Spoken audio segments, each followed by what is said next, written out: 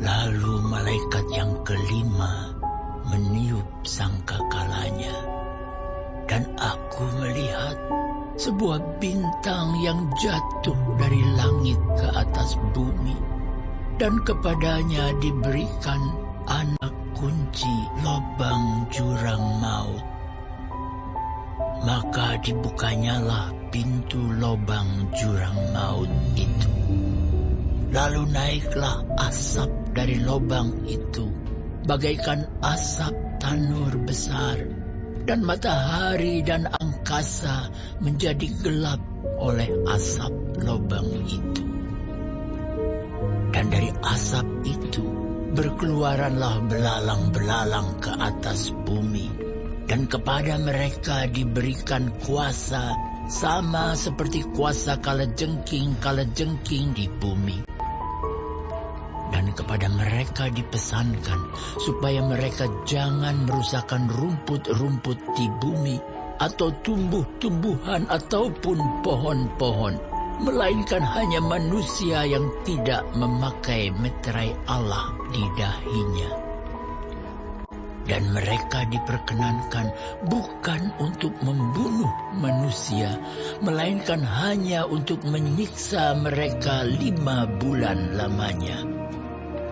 Dan siksaan itu seperti siksaan kalajengking apabila ia menyengat manusia. Dan pada masa itu, orang-orang akan mencari maut, tetapi mereka tidak akan menemukannya. Dan mereka akan ingin mati, tetapi maut lari dari mereka. Dan rupa belalang-belalang itu sama seperti kuda yang disiapkan untuk peperangan.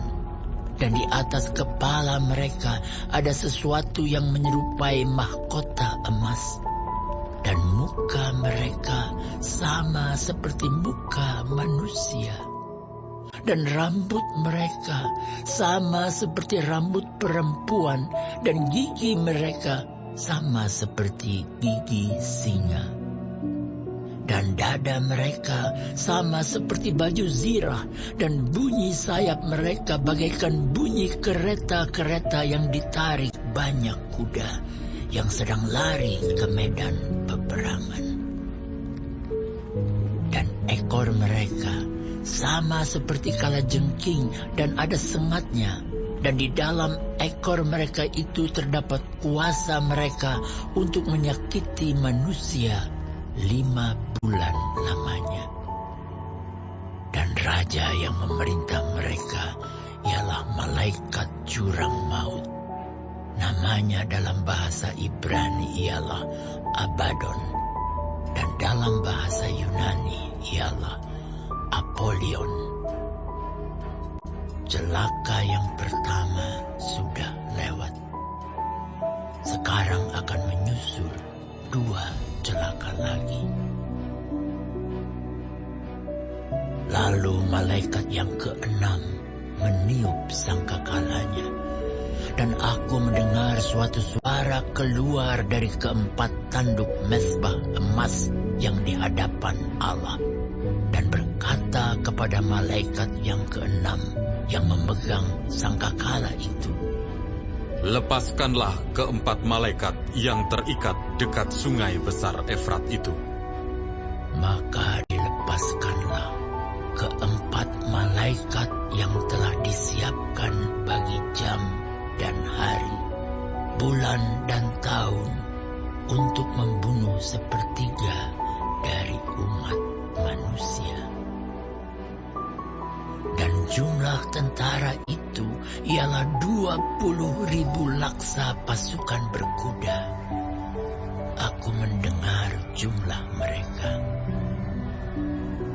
Maka demikianlah aku melihat dalam penglihatan ini kuda-kuda dan orang-orang yang menungganginya. Mereka memakai baju zirah, merah api dan biru, dan kuning belerang warnanya. Kepala kuda-kuda itu sama seperti kepala singa, dan dari mulutnya keluar api dan asap dan belerang.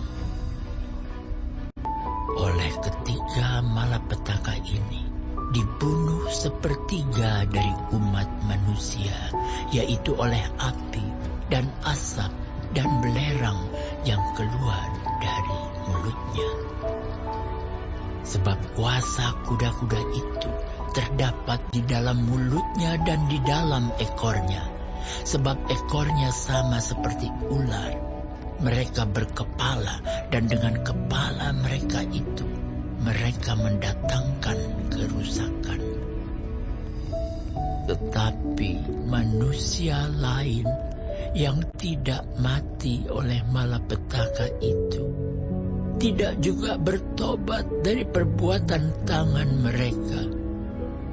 Mereka tidak berhenti menyembah roh-roh jahat dan berhala-berhala dari emas dan perak, dari tembaga, batu dan kayu yang tidak dapat melihat atau mendengar atau berjalan.